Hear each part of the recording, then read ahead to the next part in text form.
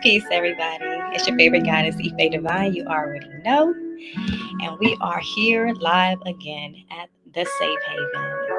Thank you so much for joining me. If you were able to, if you're catching the repeat, hey, thank you for still showing up. As you all know, tonight's episode is going to be about shadow work. Let me turn this down just a little so I can make sure you can all hear me. There we go. Tonight's episode is all about shadow work. Now, we hear about shadow work a lot in our journeys.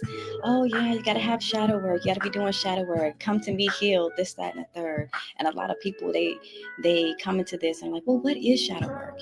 We have a lot of people talking about it.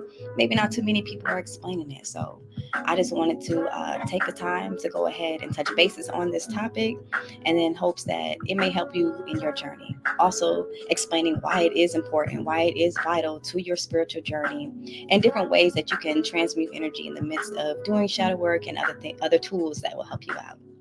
So, starting off, what is shadow work? So, shadow work is the practice of confronting and integrating the parts of ourselves that we feel are undesirable, the parts of ourselves that we keep repressed. In other words, is getting to the roots of the emotions, the thoughts, and the feelings associated with ourselves that we feel, are undesirable. As I said before, we feel like, oh, well, that's an ugly side of me, or that's not a side of me that I want people to know about. It's a process of integrating not just the light, but the dark aspect of yourselves. Now, as we all know, that it's our own responsibility to heal ourselves. We can't be out here trying to heal other people if we're not actively healing ourselves. So in this live, in this episode, I would like to give you some tools that can help you better identify your shadows as well as understand them. Now,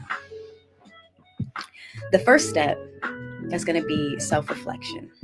As we all know what self-reflection is. That's taking moments to sit with yourself and actually think on a situation. You could have a situation that has already happened, maybe one that's brewing, but it's just finding space to actually sit with self, take accountability, and actually think like, okay, how did I contribute to this issue? What all was said? What could I have done differently? Um, it's also paying attention to patterns. You know yourself better than anybody. So when something's reoccurring. It may take place in different people, but if the experience is the same, it's still a pattern nevertheless. And that's something to take note of. So when we're in our introspective state, then we should be taking notes of that, of our patterns, of our cycles, of the things that's reoccurring in our lives so that we can identify those and overcome them. Another thing is noticing projection. Now, we'll hear that a lot in our spiritual journeys where, oh, you're projecting, and maybe not everybody knows exactly what that is. That's pretty much putting yourself in a situation and you're reacting with a certain behavior due to being triggered by something. Now, for example, that would be like, say I'm triggered by someone. They might be, I don't want to use that example, but I might feel like someone is smarter than me. And when they speak on certain things, it might make me feel a little bit, what's the word? It might intimidate me, it might make me feel less than. And so if I react in a way of, oh, da, da, da, da, just because you're speaking your truth or you're being yourself, that's a form of projection. Or if it's something that I'm feeling internally and I say it's you, like, oh, well, you just don't feel like you're smart enough, that is a form of projection. That is something to identify whenever you're in certain situations. That is an aspect of your shadow self, and it's not to be ignored.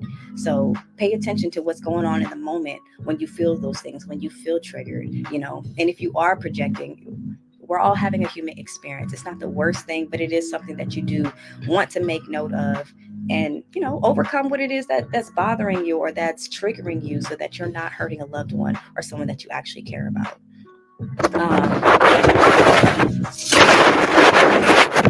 To help you identify your shadows is exploring childhood experiences. A lot of our shadow aspects, they originated during our childhood experiences. So reflecting on early life experiences, your upbringing, and making note of any emotions that are associated with that can be a very huge help in identifying and coming to terms with your shadow self. Excuse me. Um, you'll know that it's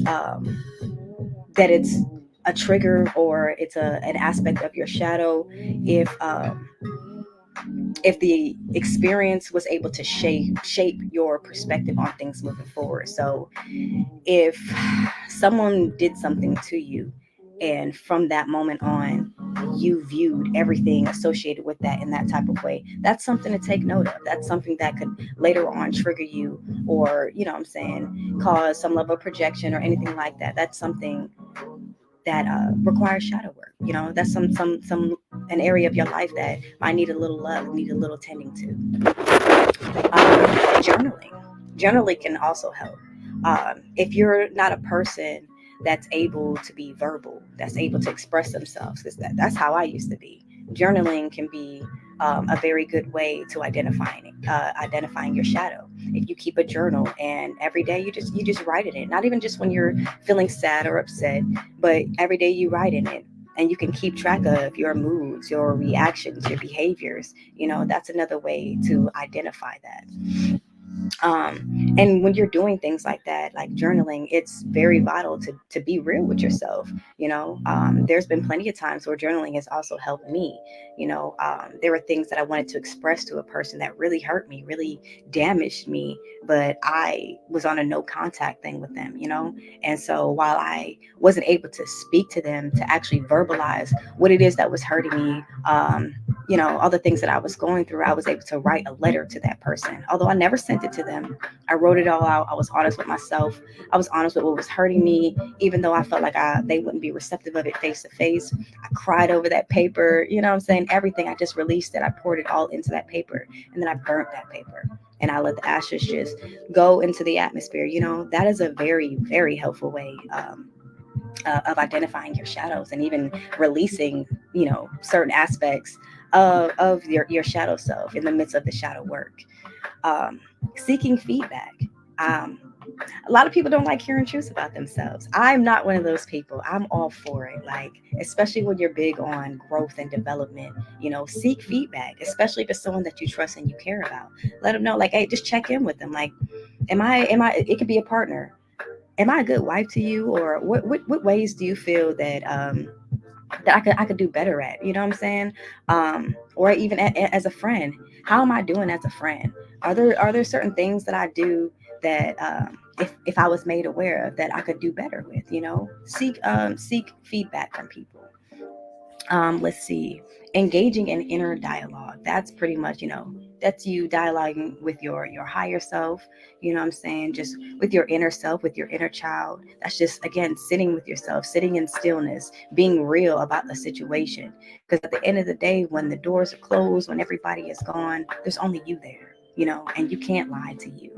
You can, but you're not going to get very far. But just being honest with yourself about where you are, what's actually hurting you, what's actually bothering you. A lot of people want to be unbothered and all that, but if you're bothered by something, you have to be honest with that, because you have to feel things in order to heal them. So being in denial and ignoring it will only get you so far. um, Embrace your shadow qualities.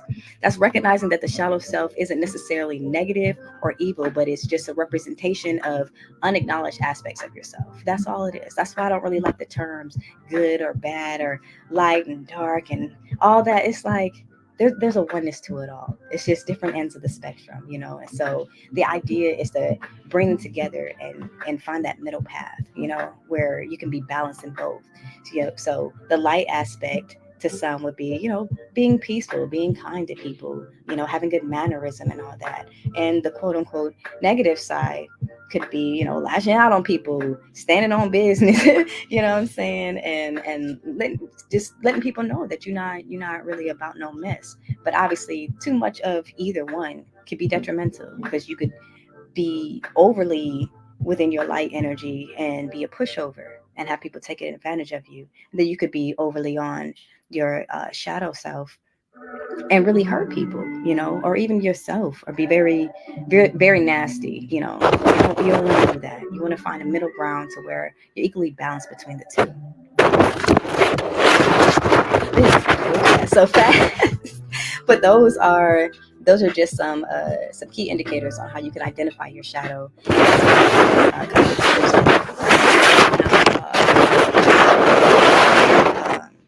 Even ways that you can transmute energy. I want to just touch bases on why it's important to do shadow work. Now, all those things I just listed, those are ways of identifying your shadow. So if you're just sitting with yourself, you've never really had moments of stillness, you don't really know how to sit in silence and identify what's going on with you, those tools, those methods can help you with that. Now, the importance of doing the actual shadow work, which would be taking the information that you get from people, or taking the information that you got within sitting in the stillness and actually applying it, actually tracing back the memories that are associated with those emotions that you're feeling, so that you can get to the root of what it is that you're actually going through, what it is that you're actually feeling and experiencing, so that you can overcome them. It's important because you'll find out further along in your journey, if you are in the beginning of it, that people who don't do shadow work, they get tossed every which way, but lose in this spiritual journey. Like, seriously, if you're gonna grow any level of tough skin, or just surviving these spiritual streets, you're going to need shadow work. You're going to need to know yourself, knowing your own energy. You're going to interact with so many different people, and it is going to be vital to know your energy. You know what I'm saying? Especially if you're an empath and you feel other people's things and you have a tendency to absorb other people's energy. It's going to be vital for you to know yourself. You know, it's vital for you to know yourself in general, but definitely to know your energy when it comes to this. So then you know when it's time to cut cords with somebody. You know when something's off, you know, especially if you're not in a space of truly trusting yourself or trusting your intuition. Doing that shadow work, coming to terms with self, knowing yourself, knowing what triggers you, what doesn't, you know, it'll really help you along in your journey. You know, that, and increasing your authenticity, increasing your confidence, all that all comes with shadow work. A lot of people like to see the shiny aesthetic side of it, like, oh yeah, I'm gonna, you know, do this and that and align my chakras, and it comes with some really dark nights. It comes with snotty cries and, oh my god, you know, so it comes with all those things that people don't like to show, you know. But it's vital, because that's what, when you see the aftermath of it, when you do see the people heavily in the aesthetic, but it's not just an aesthetic for them, it's a lifestyle. That glow that's on them, that's real, that comes from that comes from truly loving on themselves, truly coming to terms with who they are, and embracing every bit of it. Like, you know, I know you got a tendency to do that, Ife, but I love you anyway. I love every bit of you, you know, and that love just oozes out. Because one thing we can't do is love other people to a higher capacity than we love ourselves, you know? And you'll learn not to take things personally in your journey when you face people who may not love themselves, who may not have as much self-worth, you know what I'm saying, on their journey. You'll learn not to take it personally, because you know a person can only love you to the capacity that they have for themselves to begin with. And that's if they give that much to you. You know what I'm saying? You won't take things as personally, is what I'm saying, doing that shadow work. So definitely want to know your energy, know your surroundings, be able to trust your intuition, and just be honest with yourself on where you are. Those things are vital for that shadow work. As last time, I'm not seeing my chat, so I am not sure if anybody is saying anything or asking any questions. If you are, I completely apologize. I will find a way to access this chat so that I can respond to all of your questions. But till then, I'm just gonna still run through this. Now that we know what shadow work is, how we can identify our shadows, coming to terms with our shadows, and why shadow work is even important, I'm going to tell you a couple things, and a lot of them I personally do in order to transmute energy. Now, if you don't know what it means to transmute energy,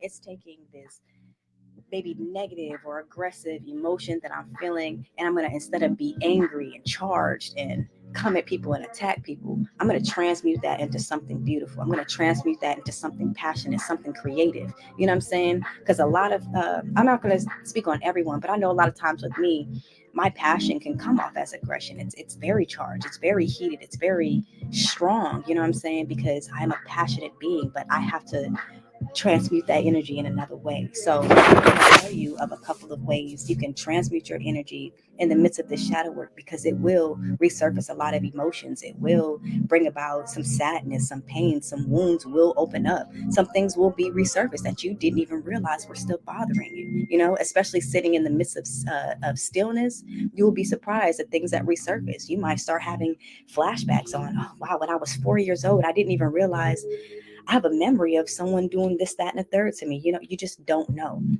So when those emotions arise, if they become too much, if they become, too heavy, you're going to want some tools to be able to transmute the energy. Excuse me.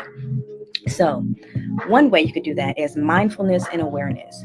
And that's basically developing mindfulness and self-awareness to recognize when the negative energy is already arising within you. Again, that's knowing yourself, knowing your body. We all get signals within our body. I know one for me, well, there's a couple of them, but like one for me, my heart racing, palm sweating, literally feeling energy surging through my body. When certain things take place, I know, okay, this is becoming heated, or something else is taking place and it's affecting my body. You're going to want to do that. That's when you know, okay, it's time to transmute this energy. Um, and be non-judgmental to yourself. Don't judge yourself for being angry, for being pissed. You know what I'm saying? It could be well above angry. It could be like some serious rage. Or don't judge yourself. I wouldn't say act on it, but don't judge yourself. You know what I'm saying? It is okay to feel those emotions. It's what you do with those emotions that matter. um, by acknowledging and accepting it, you can hold space for yourself to transform it. Breath work and meditation. We all hear about it. Some people sleep on it. Very, very helpful when it comes to transmuting energy. Engaging in deep breathing and exercising practices can help calm your mind, release tension, connect with your inner self, and these practices can help bring a sense of balance and inner peace within yourself. Emotional releases. This is allowing yourself to literally feel everything. What it was it Landra said that you literally have to feel it in order to heal it. So suppressing it, bottling up, that's not going to do anything for you, but hold space for it to come out at a later time when you become a ticking time bomb and blow up. And then those are times when we tend to regret, what I'm saying, our actions, because we didn't deal with that pain, we didn't deal with that hurt, we didn't deal with those frustrations, and we took it out on our loved one or our friend or a stranger, anybody, because we didn't deal with that. So allowing ourselves to really feel those things. If you have to cry, if you have to scream, journal, whatever you have to do, allow yourself to feel it, and to the capacity that you have to feel it. Shoot, they have things like rage rooms and all. You need to go in there, break some plates, smash some stuff. Hey, people are angry. It's okay to be angry. Just do something productive and healthy with that anger. Shoot, write a song. Anything. There's so many things in order to emotionally release that you can do. This is my favorite one. Gratitude. It seems so simple, and it really is, but it is so effective. Just waking up with an attitude of gratitude, waking up knowing that, like, hey, I'm not where I want to be at right now, but I'm still here. I'm still moving. I'm still going. I'm still growing. You know what I'm saying? Being in a space of gratitude can do a lot. Intentionally seeking out situations to put you in a space of gratitude, like, okay, I just want to find someone to help today. I want to be of service to somebody today. That is a huge way of transmuting energy. Now, if you're angry or something like that, maybe that's not, your particular choice to go out. I mean, you can, but if you're in a certain state to where maybe you cannot socialize with others, you're more than welcome to use another method. But finding acts of kindness to do for people, to feel gratitude and all that energy in itself is so healing. It's so transformative. I highly recommend it. I practice it every single day. This shift in perspective really helps you to transmute the energy into something more positive and give you a more optimistic outlook. So highly recommend it. Another favorite of mine, creative expression. The safe haven is so many things, but it is definitely a space for creative expression. I don't have too many people on here just yet. I will start inviting people, but that is one thing I do want to engage in here as a form of transmutation. You know, creative expression. That could be so many different things. That could be singing, that could be rapping, that could be writing, painting. You know what I'm saying? Shoot, just the other day I was watching people dancing, you know what I'm saying? And just the language of dancing and all that, like it was just so beautiful to just feel it to that capacity, to not know any of these people, but really hear them, really understand their language just by seeing it. You know what I'm saying? That's a that's another way to transmute energy, to just release the tension in your movements and really move that energy around. It's vital to move your energy, move your body, I meant to say, so you can move that energy. Physical exercise, that's another thing. Obviously, we know pumping some iron and hitting some punches, doing some push-ups, that's definitely a way to transmute some energy, especially if the emotion that you're feeling is anger or frustration or something like that. I love to do that, you know. um, Running, yoga, dancing, anything like that, it will definitely be helpful in moving around stagnant energy in your body. Regular exercise boosts endorphins, reduces stress, and promotes a more positive state of mind and well being. So, highly recommended. Energy clearing techniques. Like we know people, they like to smudge, they like to sage. Some people like using crystals. Some people practice Reiki. All those things, great. Great for moving around the energy. Great for transmuting it. These practices can help you cleanse and purify your energy and your environment, as well as the environment within yourself. Because as within, so without. I show you. And last but not least, as far as these transmuting practices, is compassionate actions, which also goes with what I was saying about gratitude. That's just engaging in acts of kindness and compassion towards other people, you know, transmuting it, the negative energy, into something positive. So that means you could be engaging in volunteer work, just doing literally random acts of kindness. Like I see someone opening the door for them and they're carrying laundry or something like that, you know, just simple things like that. You'll be surprised seeing a smile on someone's face, and thank you. You know, they really need that. That could have the ability to transform your entire day or even theirs. And just knowing that, knowing you are a part of that process, it's a beautiful thing, y'all. It really is. I flew straight through all this. I really wish I could see questions and everything, because I really want to answer them. Because while those are just basics, if anybody is needing assistance with shadow work, not knowing where to go, I got this situation, I'm here for you. I'm here for it. We can talk about it and all. I just can't see your questions right now. I'm very new to streaming on this platform in this way. You know, to say, if you were with me from the very beginning, you know, Safe Haven started in my room, turned the little camera. I had two little phones or whatever. Like, we're getting there. So as I learn this, I will get better with it. So forgive me for that. And thank you to all the people who have dropped in, who have heard, you know, everything I said so far. I thank you much. Please do leave your comments, leave your questions, because as soon as I end the live, I will go back on there. I will answer them. I might have to do a separate live to do Q&As, and I do not mind that. So if you still have free time and you want to tap in for that, just let me know. Shoot it in the comments. But yeah, this is a pretty simple, pretty quick episode, but very vital, very necessary. There's too many cases of people doing works and entering relationships and things like that without doing the proper healing. I get it. People love to say, come to me healed, come to me healed. Well, healing is a never ending process. You're never going to be done healing. But I'd say, come to me in the process of healing. Be aware of yourself. You know what I'm saying? And if you truly care to be in union with people, to fellowship with people, to have connections with people, it is your responsibility to heal. That is only your response. It's your responsibility to take hold of your own happiness and all. That is no one else's responsibility. Yes, you're going to meet people and connect with people that will also provide those things for you along the way, but it's not their responsibility. If you're connecting with people, it's meant for them to add value to what you already have.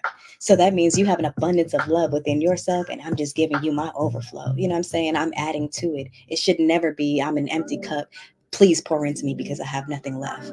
You're setting yourself up for disaster doing that. You're setting yourself up for a heartbreak doing that. You know what I'm saying? And you're setting yourself up to really hurt another person, especially if they've done the work and they're ready to be there for you, ready to support you and all that. Too many times we self-sabotage from being in situations like that where we haven't done the proper healing and we try to pursue certain situations and we're not able to handle it. It happens to the best of us. That's also a reason why connections are important. So even if you're the type, I'm just not going to deal with it, I'll just stay to myself, that's it's helpful to an extent, because I've spent many years in isolation myself, but it is very vital to connect with people, because as we all know, we are our mirrors to each other. We are connected in a sense. And so if someone is coming into your life, you've attracted someone into your life, it's vital to pay attention to the things that they bring to you, to the lessons that they bring you, to their character, to their demeanor, because it will reflect a lot that's within you. Now, it may not be to the full extent. It could be representing a past mindset that you used to have, or one that, okay, if you continue on in this will be the outcome of it. But it's vital to pay attention to the mirror that is being presented to you, even if it's one for just a few seconds at a grocery store, and if they're crossing your path, I promise you it's for a reason, and definitely pay attention to it. So I feel like I just said a whole mouthful. The point is, y'all, don't run from the shadow work. It's not fun all the time. It's not fun most of the time, but there is a space that comes afterwards where you can smile. You can, when it's time for it, hey, let's just go ahead and do it. Especially if you're the type of person that will take accountability, that is big on self-improvement. You got it. You definitely got it. You know what I'm saying? Just you owe it to the people that you love, that you want to have around and in your life. You know what I'm saying? Nobody wants to get hurt. Hurt people. We need to spread more love. As I was saying the other day. But that was very fast. I kind of wish I said it slower, but I know I talk fast sometimes. But I think you guys got the gist of it, for real, for real. Don't run from the shadow work. Embrace it. Embrace the shadow side. Become one with it. Love it. Love it. And I would recommend Inner Child episode. A whole nother episode that we will infinitely get into, because a lot of these things, they do be connected to our inner child. Sometimes our inner child needs love, it needs reparenting, it needs reassurance, it needs to be heard, it needs so many things. And sometimes those wounds that we've developed within those time frames are the things that we carry into adulthood that we need to heal, that requires the shadow work. You get what I'm saying? So to anyone who feels like, I'm just good, I've made it, I don't need no shadow work, more power to you, but baby, that healing is forever. It is forever. There used to be a time when I knew it was shadow work time. I see the lessons coming. It's just like, and here we go again. Now it's just like, okay, I can see what I did, what I contribute to it. All right, I'm aware of it. If anything, I'm seeking more feedback. Hey, what do you feel I could have done better? Or how did I make you feel in that moment? And then I sit with myself and I sit with that, like, okay, I'm going to validate that, because obviously I did do that. And I'm going to see what I can do better. I don't run from that. It's not even scary anymore, because I know I'm going to become a better version of myself, not just for myself, but for those around me. I can be a better light to people with doing that. So especially if you're in a position to where you want to help other people, you want to podcast or mentor or do anything like that, you should be healing. You should be doing shadow work.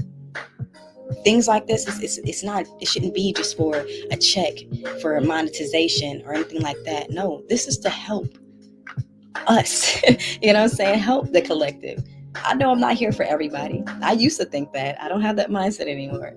I'm not here for everybody, but who I am for, I got you and I'm here for you.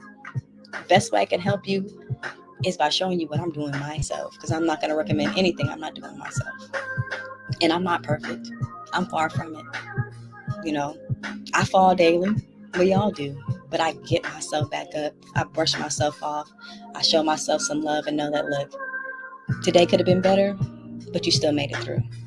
And sometimes that's what we got to do. So don't run from it. Feel it so you can heal it. And let's do better by ourselves and each other. Ashe, because we need more love, y'all. We do. Life is life right now. It's hard. It's hard on everybody. There's no need to judge ourselves, judge others. Like, we are all going through something. Why not spread more love and be more, even if you can't spread any love or extend love to another person because you don't have it, can we just agree to be compassionate towards ourselves as well as each other? To just know that, like, you know what? That person snapped at me early, but I don't know what they have going on. They could be going through a really tough time, right? And just extend compassion and understanding and empathy. I get it. Some people don't have it, a bone of it in their body.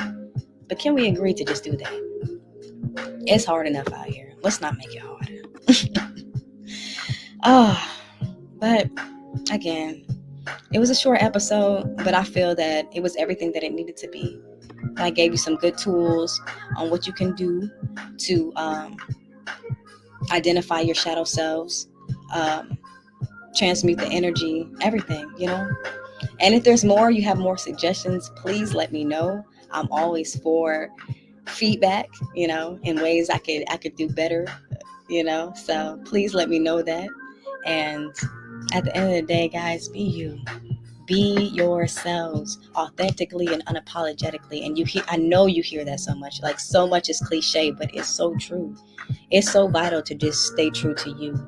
I personally could have ended up on so many different journeys, and I've experienced a lot of them, but so many different journeys that just don't resonate with me if I didn't know myself, if I was living for somebody else or through somebody else's eyes.